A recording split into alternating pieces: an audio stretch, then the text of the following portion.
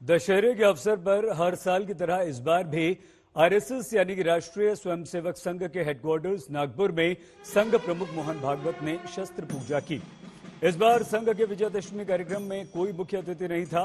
संघ के इतिहास में पहली बार सिर्फ 50 स्वयंसेवकों की उपस्थिति में शस्त्र पूजा का आयोजन हुआ। इससे पहले तक इस कार्यक्रम का आयोजन एक खुले मैदान में किया जाता था, लेकिन कोरोना के खतरे को देखते हुए इस बार कार्यक्रम में बहुत कम लोग यानी कि सिर्फ 50 लोग उपस्थित हुए। हालांकि मोहन भागवत का भाषण सोशल मीडिया पर लाइव प्रसारित किया गया। शस्त्र पूजा के बाद सर संघ चालक मोहन भागवत ने स्वयंसेवकों को संबोधित किया। अपने संबोधन में उन्होंने कश्मीर से अनुच्छेद 370 हटाने, नागरिकता संशोधन कानून और चीन की विस्तारवादी नीति समेत कई मुद्दों पर खुलकर बात की, जिसके प्रमुख अंश आइए हम आपको सुनवाते हैं। कोरोना महामारी में चाइना का नाम आता है।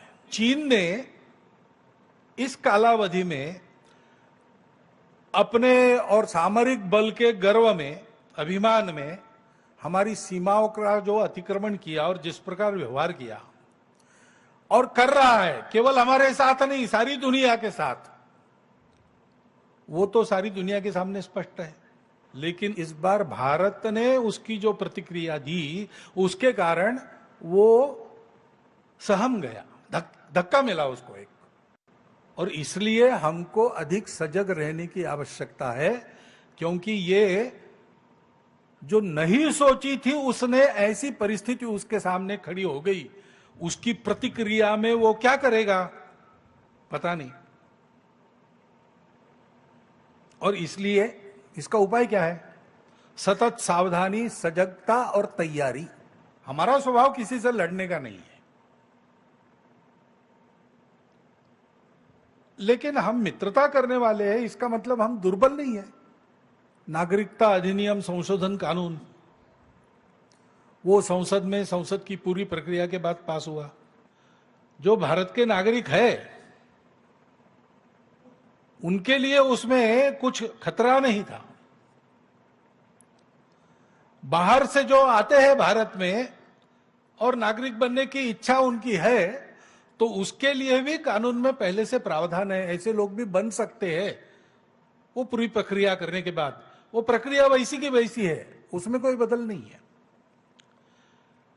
परंतु अब कानून का विरोध भी करने वाले लोग थे, राजनीति में तो चलता ही है।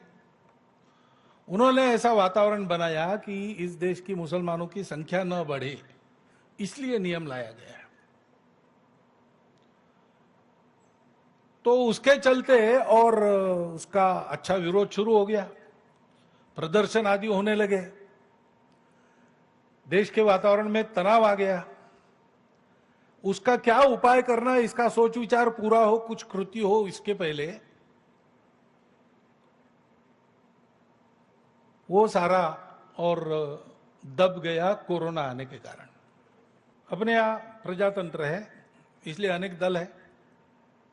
दल है तो विरोध है, ये प्रजातंत्र की एक विशेषता है, यानी वो चलता है प्रजातंत्र में, उसमें कोई दिक्कत नहीं है। लेकिन अगर हमारे इन दांव पेचों के कारण समाज में विभाजन पैदा होता है, दूरियां बढ़ती है, समाज के दो वर्गों में कटुता पैदा होती है, तो ये ठीक नहीं है, ये राजनीति नहीं है। और ऐसी परिस्थितियों का लाभ लेकर भारत को दुर्बल बनाने के लिए, खंडित रखने के लिए, भारत के समाज को विभाजित, मनमुटाव भरा, भेदों से जर्जर समाज बनाने के लिए उत्सुक ऐसी शक्तियां है, दुनिया में भी है, भारत में भी है, भारत में उनके हस्तक भी है। वो संविधान के विरुद्ध कानून को ताक पर रखकर हिंसा करते हुए नजर आते हैं। भारत तेरे टुकड़े हो ऐसी घोषणा करते हैं, नजर आते हैं।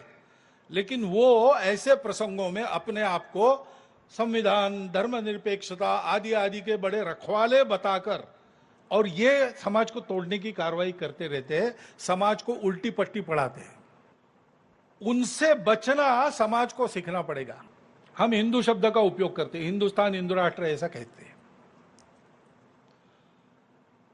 इसको लेकर भ्रम पैदा करने वाले लोग हैं, इसलिए जानना चाहिए वास्तविकता में और हमारी मान्यता में वह शब्द अपने देश की पहचान को अध्यात्म आधारित उसकी परंपरा के सनातन सातत्य तथा समस्त मूल्य संपदा के साथ अभिव्यक्ति देने वाला एकमात्र शब्द है।